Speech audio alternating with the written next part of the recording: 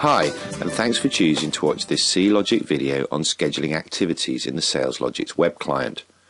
Scheduling activities is a key part of Saleslogix functionality, enabling you to never miss an action or follow-up against a lead or contact. This goes a long way to providing excellent customer service and is the essence of customer relationship management.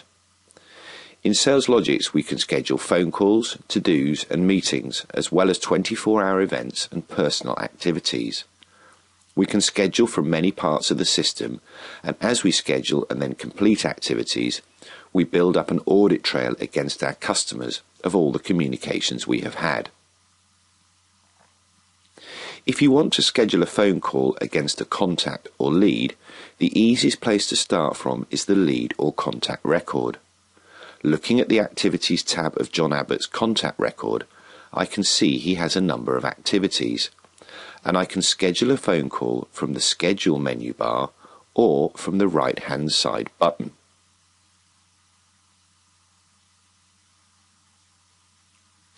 Once I've clicked the button, I can now fill in the fields as required.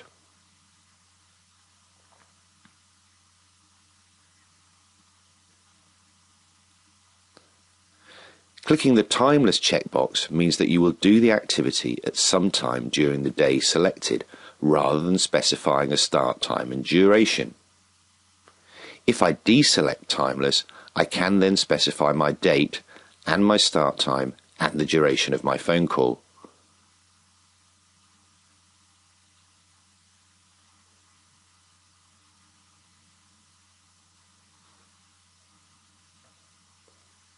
If you want to be reminded via a reminder, you can specify this reminder, and also you can set the leader. The leader is the person doing the activity, and in this case it's the logged in user.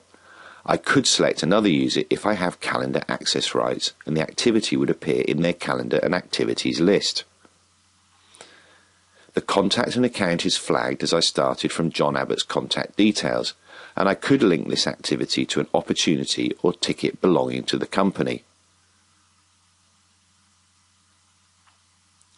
I can also add notes about what my call will be about. This may well be important if you're scheduling a phone call for, let's say, in 2 months' time. The Members tab at the top allows me to invite other users to participate in the activity as long as I have calendar access rights, and the Resources tab allows me to book things like conference rooms or projectors, but note that resources must be set up and managed by the administrator beforehand. Similarly to Outlook, you can make your activity recurring by choosing the recurrence interval and then specifying the recurrence.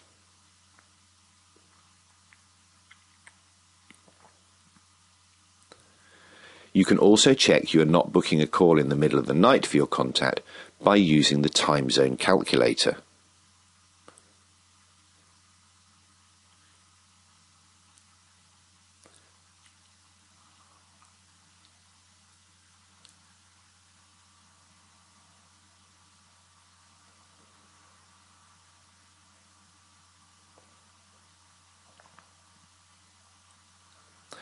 Finally, you can add an attachment such as an agenda to your activity using the Attachments tab. When you are happy that you have filled in everything properly, simply click OK.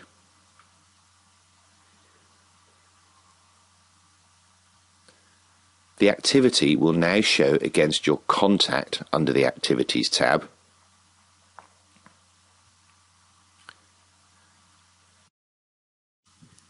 and it would also be listed under the Activities tab for the company. If you have tied the activity to an opportunity or ticket, it would also show under the Activities tab for those entities. Your scheduled activity will also be listed under your master activity list,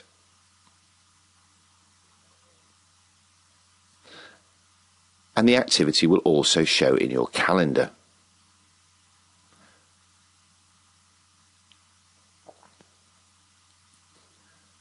Scheduling meetings and to-dos is pretty much identical.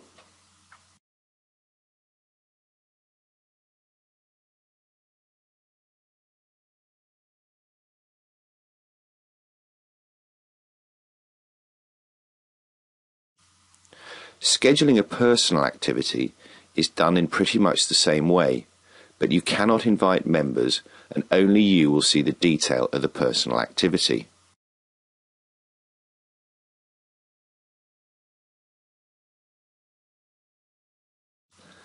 An event is an all-day activity like being on holiday or at a conference and is scheduled by using the menu button or by right-clicking on the activities or calendar buttons and selecting New Event.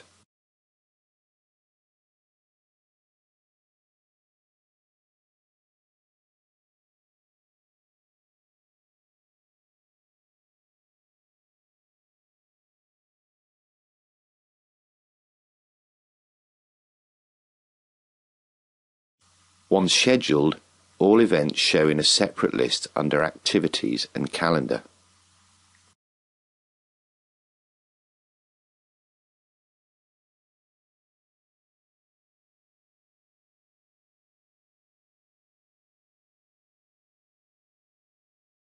The activities list and calendar are key to managing your day-to-day activities, as it is here that you can see everything you have to do. In the activities area, you can apply filters as required, and you can view in list with detail,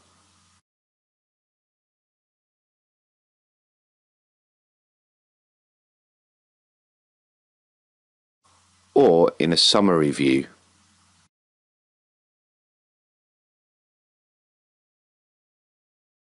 And notice the hyperlinks to jump to the necessary record if required. As mentioned, events are listed in a separate tab, and any activities you have been invited to or set as the leader will show in the Confirmations tab, and you can accept or decline them accordingly.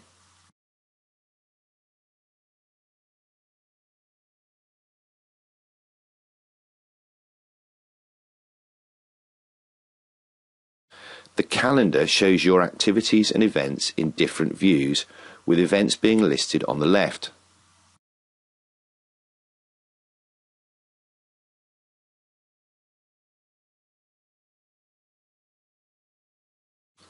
I can also schedule from the calendar with a right click.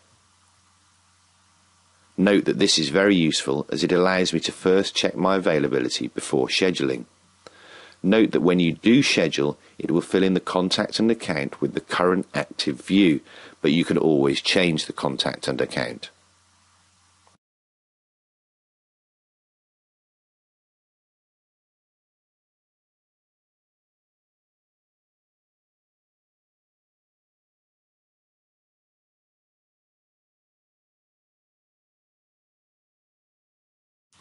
Well, that's about it.